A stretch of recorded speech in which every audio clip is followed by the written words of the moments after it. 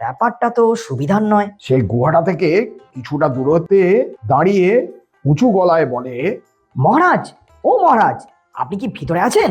এদিকে গুহার ভিতর থেকে সিংহটা শেয়ালের গলা শুনে নড়ে চড়ে বসে। সে আবার অসুস্থতার ভান শুরু করে। সে মিষ্টি দুর্বল গলায় বলে, কে শিয়াল নাকি?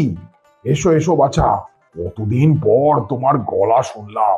আমি জানো তো খুব অসুস্থ, চোখেও ভালো দেখতে পাই না। একটু কাছে এসো না, তোমার সাথে জরুরি কিছু আমার কথা আছে। শিয়ালটা এক পা না এগিয়ে বিনয়ের সাথে বলে, প্রণাম মহারাজ, আপনার অসুস্থতার কথা শুনে খুব কষ্ট পেলাম, কিন্তু আমি এখান থেকেই আপনার কথা শুনতে পাচ্ছি, আপনি বলুন।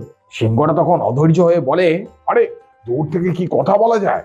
আমি বুড়ো হয়েছি, আমাকে ভয় পাওয়ার কিচ্ছু নেই। ভেতরে এসো, তোমাকে দেখে আমার চোখটা একটু জুড়ো। তখন শিয়ালটা বলে, মহারাজ, আপনার আমন্ত্রণের জন্য অসংখ্য ধন্যবাদ। আপনার দর্শন পাওয়ার খুব ইচ্ছা ছিল আমার, কিন্তু সিংহটা বলে, কিন্তু কিন্তু কি? শিয়ালটা বলে, কিন্তু মহারাজ, আমি এখানে দাঁড়িয়ে একটা অদ্ভুত জিনিস লক্ষ্য করছি। আমি দেখছি অনেক পশুর পায়ের ছাপ আপনার গুহার ভেতরে গেছে, কিন্তু একটা পশুরও তো পায়ের ছাপ গুহা থেকে বাইরে বেরিয়ে আসেনি। তাই মহারাজ, আমার মনে হয় আমার বাইরে থাকাটাই স্বাস্থ্যের জন্য আমার খুব ভালো।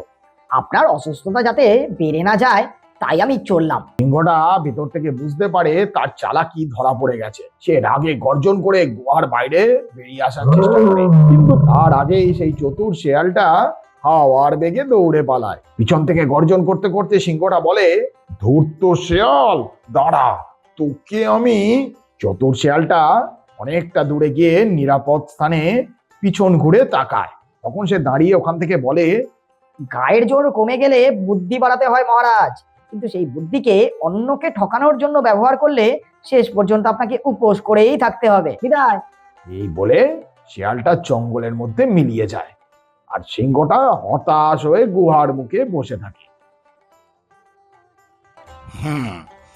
বলতো কেমন লাগলো গল্পটা? খুব সুন্দর দাদু, খুব সুন্দর, খুব সুন্দর, খুব সুন্দর। আচ্ছা বল, এই গল্পটা থেকে তোরা কি শিখলি? কি শিখলাম দাদু?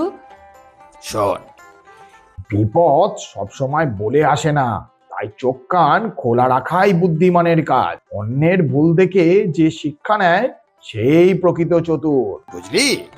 হ্যাঁ দাদু, হ্যাঁ, বুঝেছি বুঝেছি। আবার পরের দিন গল্প বলবো, ঠিক আছে? যা এখন সবাই। ঠিক আছে দাদু, টাটা।